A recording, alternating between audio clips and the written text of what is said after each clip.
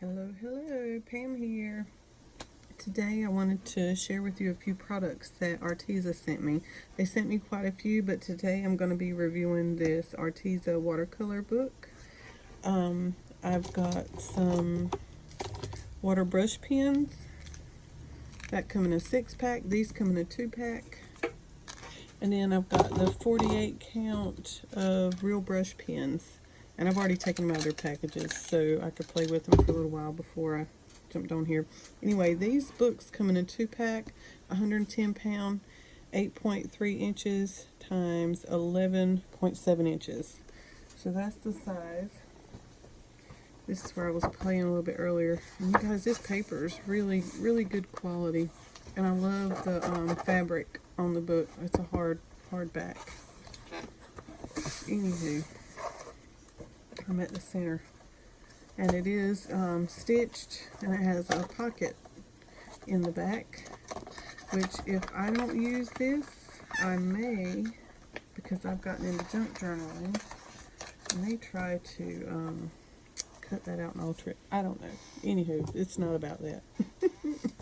So I'm going to be playing with the grape purple and wine red colors. And all of these, you guys have, let me say this about these pens first of all. I did a color swatch of these in my own notebook, not in here. I probably should try it in this paper too. But I tried it on a Moleskine, which has a smoother surface. Did really, really well. And all of these tips are pretty true to color. So if you want this yellow, it's going to look pretty right on the money. So hold on and I'll show you.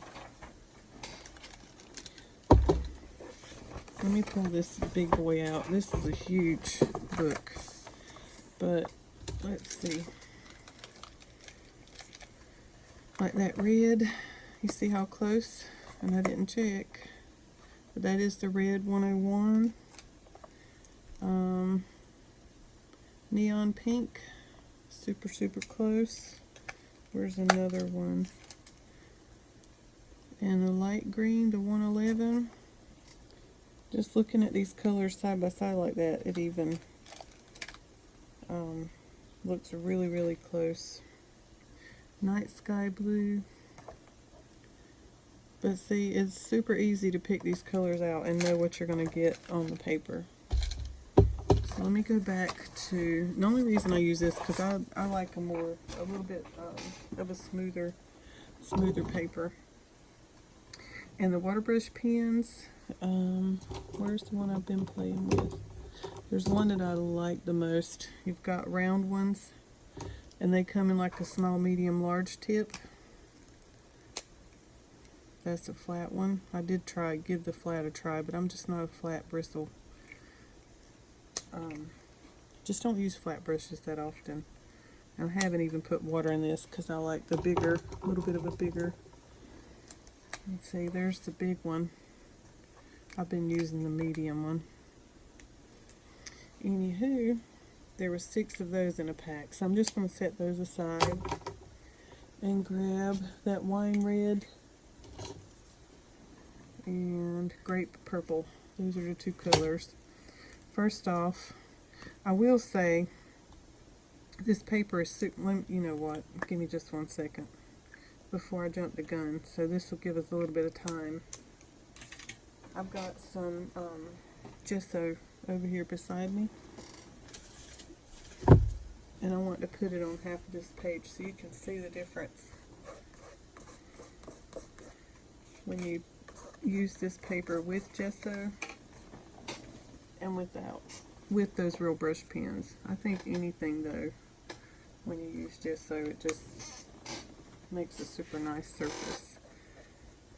So this is just a cheap Daler-Rowney gesso, which happens to be a favorite of mine because it's pretty smooth.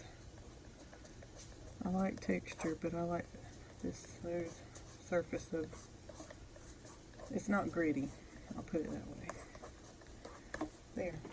So I'm going to work down here while that's drying, and maybe I'll catch up to it. Okay.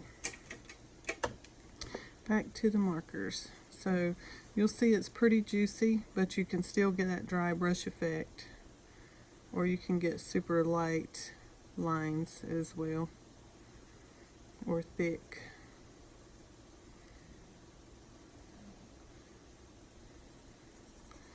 But yeah, that's that wine red. And when you use your waterbrush pen, and one thing about these is the other brushes that I had in the past had a barrel where you squeezed it. Well, this just has this little button here you push to release the water, and it works really good. But look at the pigment in that. Now, because this paper is pretty thirsty, I call it thirsty, you're going to see that original mark there. Even if you do really fast, mark and then go right in it, it still leaves that mark, original mark behind. So, what's up, Karma? I'll put Pups back here behind me. But that's, I keep putting the wrong tip on the, I put the marker one on the brush pen. Anywho, let me dry this a little bit. I'm going to show you the difference in gesso and plain paper.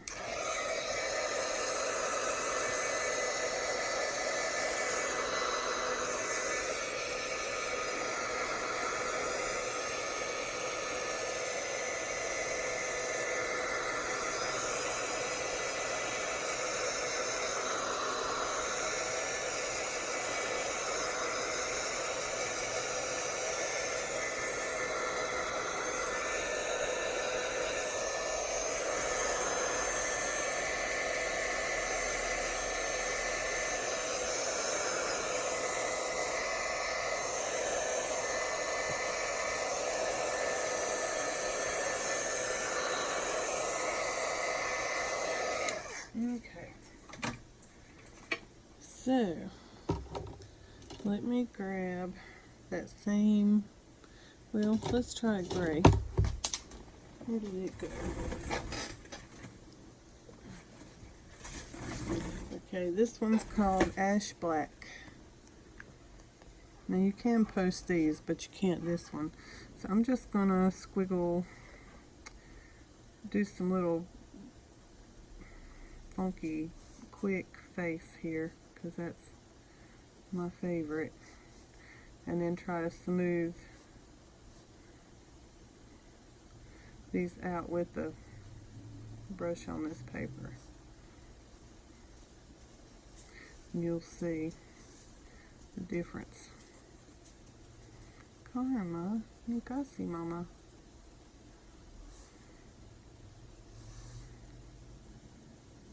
He was just outside.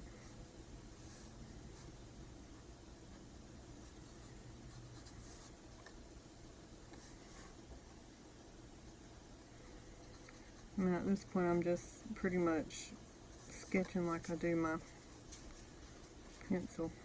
And I'm going fast, so it's not going to release as much. Now if you stay in one spot, you'll see it's more juicy. I think every time I get on here, one or both of the dogs have to go out. And then one will go out, and then the other one will go out. They won't time it at the same time. But look how pretty that is when you move it around on that gessoed surface. And I will say this paper, I mean right now this is on this gesso, but hold on and I'll show you. Squeeze a little more water.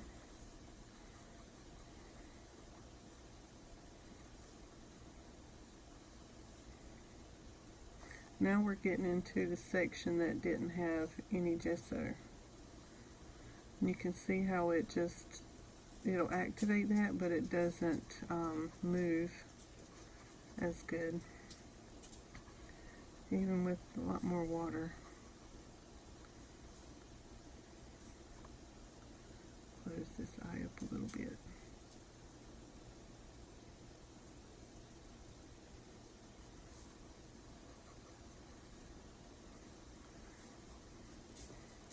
I think though that's true with any paper. If you put gesso on it, it's just going to make it even more lovely. Look how that marker does so. I love how it mixed in there. Gone. Anywho, let me grab that pen back. Put her ear. That's the wrong color, isn't it?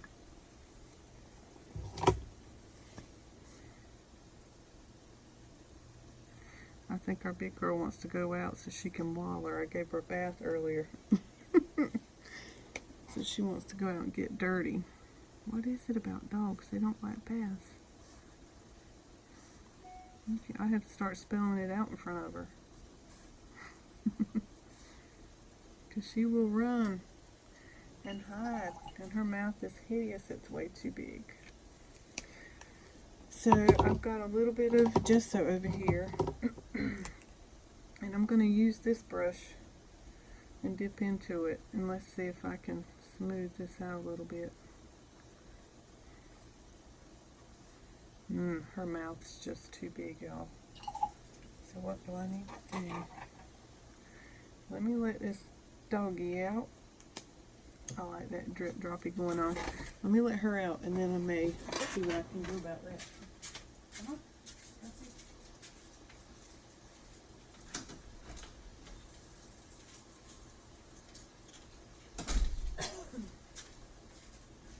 It is so hot outside and they want to go out. Woo. Mercy.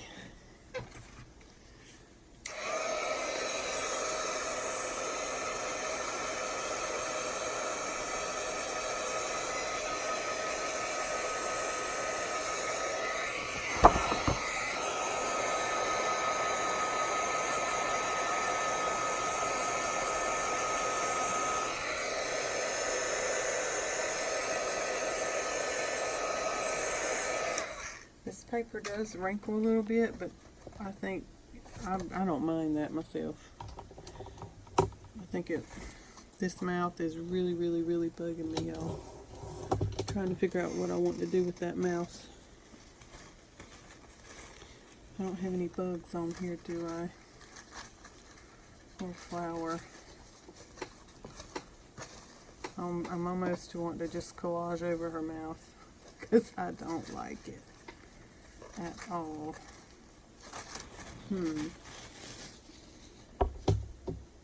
Let's see. I think I have a stamped bug over here. Gonna look like Silence of the Lambs. I love that movie though. Her mouth is way too big. I am totally not liking it. Let me get a different brush over here and see if I can fix that, because I'm not digging it. And I don't know that this gesso is going to be dark enough.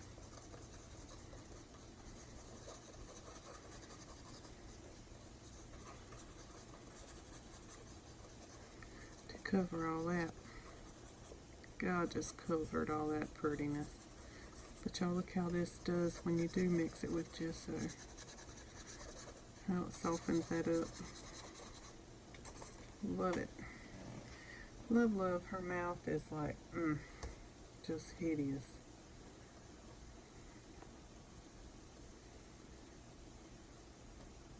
And this paper so far it can take a beating. I mean, look at this. I'm going to pull this out and go over this some more and just saturate it. And I'll show you the other side. Just digging into that paper with this brush, and it's not peeling up or anything. And then when you turn it over, look, nothing. You might get a little buckle, but I don't think that's, my goodness. I mean, as much as I just messed with that, going in it again, and it's still just starting to get some little pieces of paper, and that's like seriously overworking it. If you have gesso on the top, I don't see how you could overwork it. But the paper is super nice, super nice, and it's not super textured. It's textured and then smooth on this side, but it's good. I'm still not liking her mouth, y'all. Let me see what I can do about her. Is it wet? Still wet.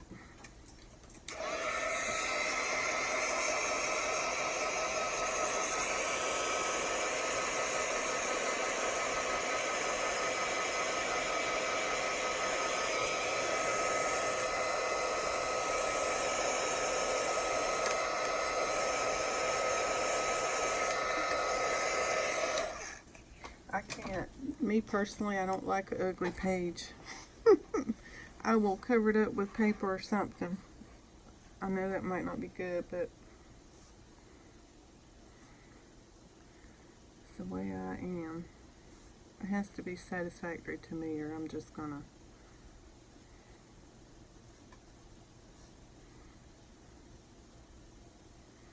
Her mouth was just ginormous. I think she needed a smaller mouth.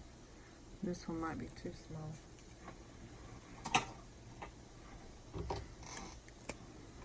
Let's see. But because it's on this gesso now, it'll be a lot easier to work.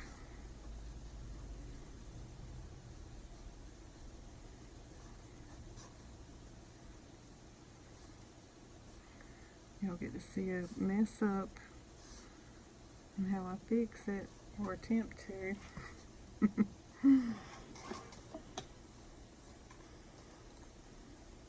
I'm going to leave this and let this part dry and add more color in that.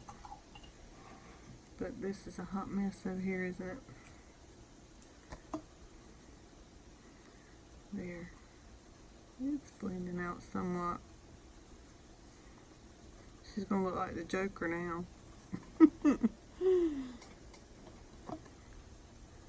I was going to leave that and couldn't. Horrible. Anywho.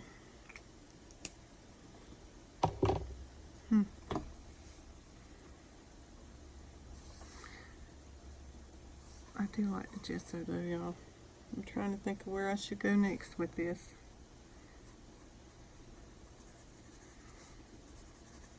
Maybe add a little more color. Deepen these up a little bit.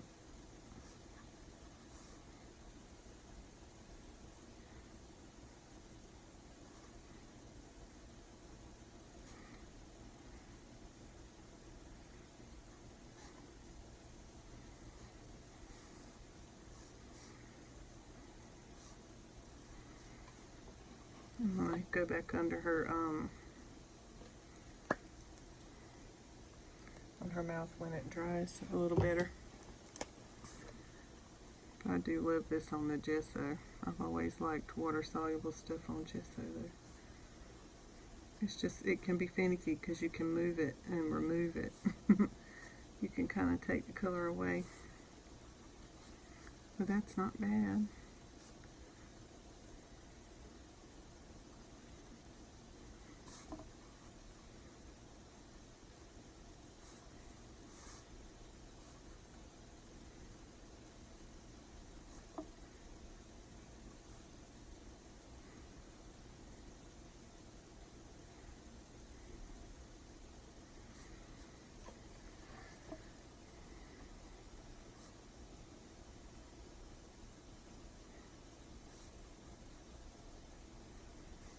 Sorry y'all, I get quiet when I kind of get in my, what I consider my zone. Now let's do something with her mouth. Let's see if I can get that salvaged at all.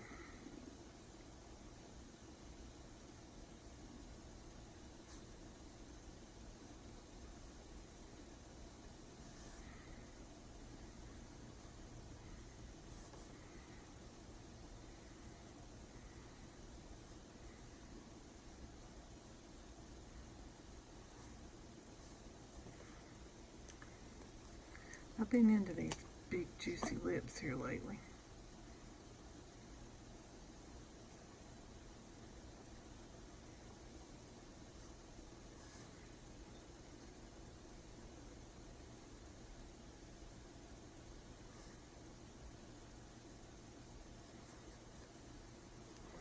There, that looks better. You can still see some of that boo-boo in there, but it'll be okay. I may get some white paint, something that's more opaque, and go into that.